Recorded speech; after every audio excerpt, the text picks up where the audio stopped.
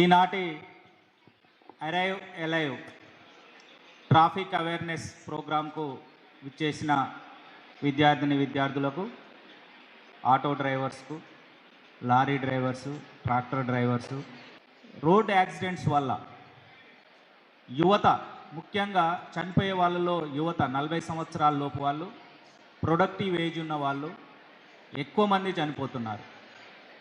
ఆ చనిపోవడం వల్ల కుటుంబాలు వాళ్ళ యొక్క ఆర్థికంగా చిన్నాభిన్నమైపోతున్నారు. అనాథలు కూడా మారిపోయే పరిస్థితులు ఉన్నాయి. ఇక్కడ ఉన్న అందరూ, పెద్దవాళ్ళు కానించి చిన్నవాళ్ళు కూడా ప్రతి ఒక్కరూ బాధ్యత వహించాలి.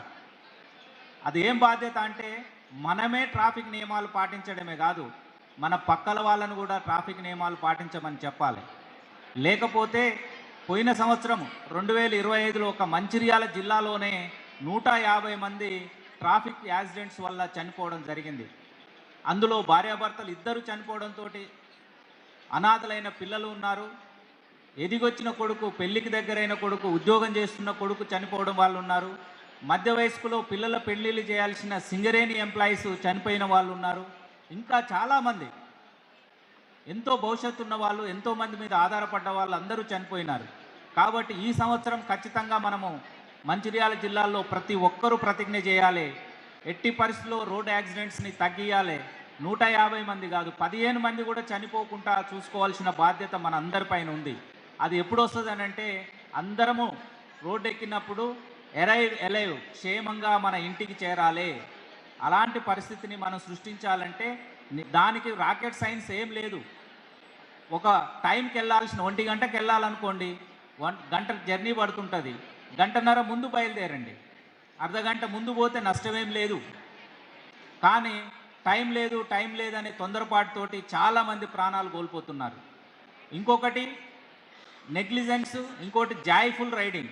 చాలామంది ఈ మధ్యకాలంలో కాలేజ్ రోడ్లో కూడా కంప్లైంట్స్ వస్తున్నాయి. చాలామంది 2 వీలర్స్లో జాయ్ఫుల్ రైడింగు, వీకెండ్స్ రైడింగ్ అట్లాంటివి చేస్తున్నారు. అవి ప్రమాదాలకు సంకేతం. కాబట్టి అట్లాంటి వాటిని బంద్ చేసుకొని మనమందరం ఒక ప్రతిజ్ఞ చేయాలి.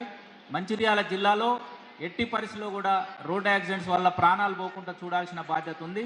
మనమందరము ట్రాఫిక్ నియమాలు పాటిద్దాము, క్షేమంగా ఇంటికి చేరుదాము, సురక్షితమైన రోడ్లుగా మనము తీర్చిదిద్దాలని కోరుకుంటూ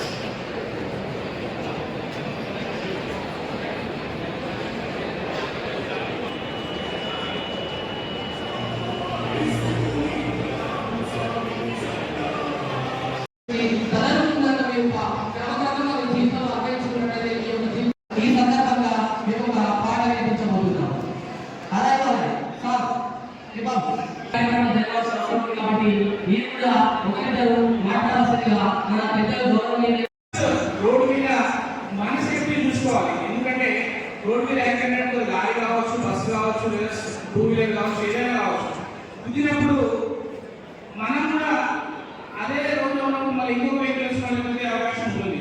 సో కాబట్టి ఆ ప్లేస్ సురక్షితంగా కాదా, ఎంతవరకు సురక్షితమో మనం మనసు అనేది ఒకసారి చూసుకుంటూ ఫస్ట్ యాక్సిడెంట్ కాగానే సేఫ్టీ ప్లేస్కి తీసుకెళ్ళాలి.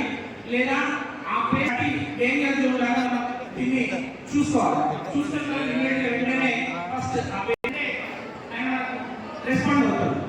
ఆయన బట్టి మనం నెక్స్ట్ ఎక్కడ చేయాలి అనేది నేను ఇక్కడ చూపిస్తాను.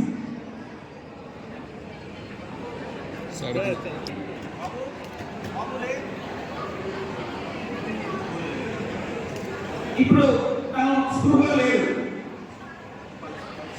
ఇమీడియట్గా వెంటనే అసలు నాడి కొట్టుకుంటుందా లేదా, ఏదైనా పల్స్ ఉందా, ఆ మనిషికి శ్వాస తీసుకుంటుందా లేదా అనేది మనం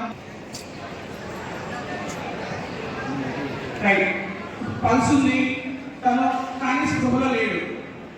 ఇమీడియట్గా వెంటనే 100కి కాల్ చేయాలి. ఎందుకంటే మనకు ఏ సమస్య వచ్చినా ఫస్ట్ గుర్తొచ్చేది 100. ఆ 100కి కాల్ చేయాలి. ఇన్ ద సేమ్ టైం 108 కూడా ఇన్ఫార్మ్ చేయాలి. 108 తొందరగా వచ్చేస్తే మనిషి ప్రతి నిమిషం అనేది చాలా ఇంపార్టెంట్ లైఫ్లో. ఎస్పెషల్లీ యాక్సిడెంట్ జరిగినప్పుడు ప్రతి నిమిషంలో ఇమీడియట్ గా మీరు చూస్తుంటారు చాలాలో సిపిఆర్ కార్డియోపాల్ పెట్టేసి ఇలా ఇంటర్లాక్ చేయాలి. లాక్ చేసేసి ఓన్లీ పేషెంట్ మీద చూస్తూ ఉంది. ఈ ఎటు భాగం ఈ ఛాతీ లోవర్ పార్ట్ వెళ్ళమంటాము చేసి పుష్ చేయాలి.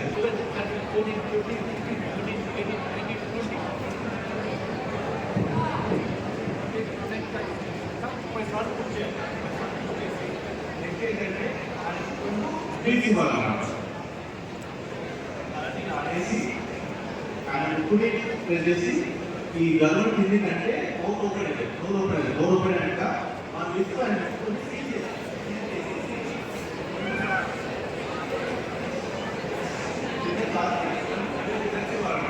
లేగాలి మళ్ళీ పడాలి. ఏంటంటే అక్కడ ఉంటే బ్లడ్ బ్రెయిన్ అందుకుంటుంది, అలానే లక్షణంగా ఏదైతే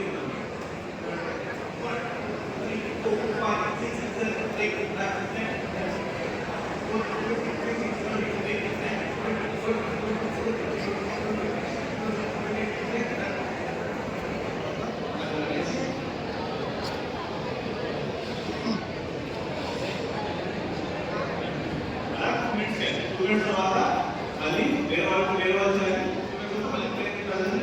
అసెస్ చేయాలన్నమాట.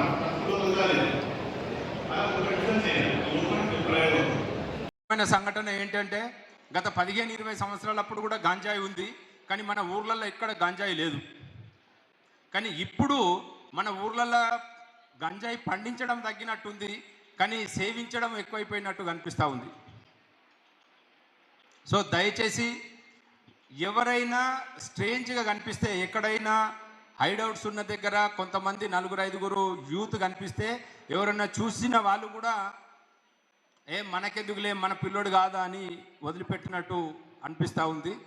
సో మన పిల్లోడు కూడా ఎక్కడో ఒక దగ్గర చదువుకుంటూ ఉంటాడు, మన పిల్లోడు కూడా ఇదే పరిస్థితులు ఉన్నాడని అనుకొని దయచేసి గాంజా గురించి మీరందరూ ఏదో ఒక రూపకంగా మాకు ఇన్ఫర్మేషన్ ఈ కార్యక్రమం నిర్వహించిన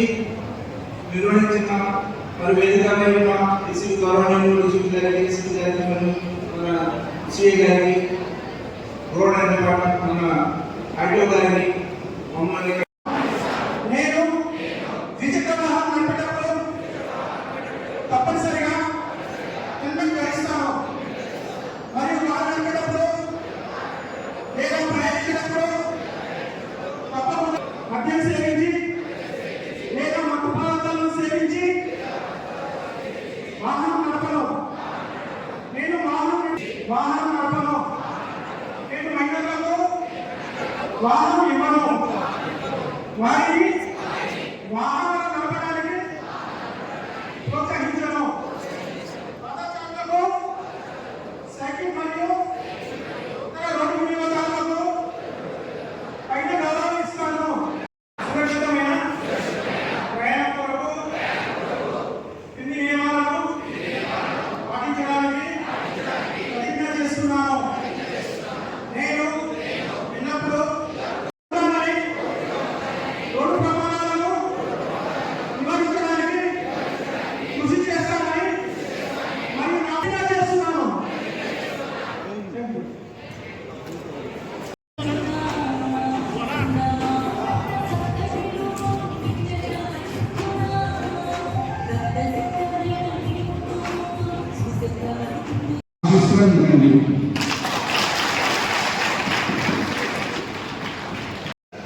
అమ్మ రాజమ్మ చుక్కమంతుల వైద్యురాలని చనిపోయిన హాస్పిటల్ వేసుకోవాలని చనిపోయింది.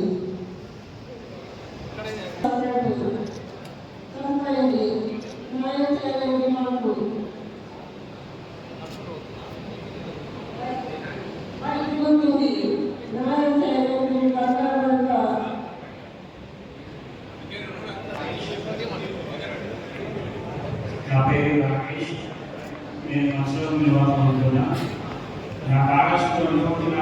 అంటారండి. మైనర్ ట్రైనింగ్ చేసిన వాళ్ళ పేరెంట్స్ ఇక్కడ డీటెయిల్స్ నేను డిపార్ట్మెంట్కి పంపిస్తాం. ఎందుకంటే మీరు సంఘటనలు జరుగుతూ ఉన్నాయి. అదే విధంగా దయచేసి అందరూ ఇప్పుడు పిల్లలు కోల్పోతే తల్లిదండ్రులు వాళ్ళ బాధ వర్ణాతీతం ఉంటుంది. మరి అదే విధంగా ఇప్పుడున్న పిల్లలు ఏమన్నంటే మద్యానికి ఎక్కువ అలవాటు పడతా ఉన్నారు. కాబట్టి దయచేసి మనం మన పిల్లలకు మన తల్లిదండ్రులను మరి పిల్లలకు చెప్పుకోవాల్సిన బాధ్యత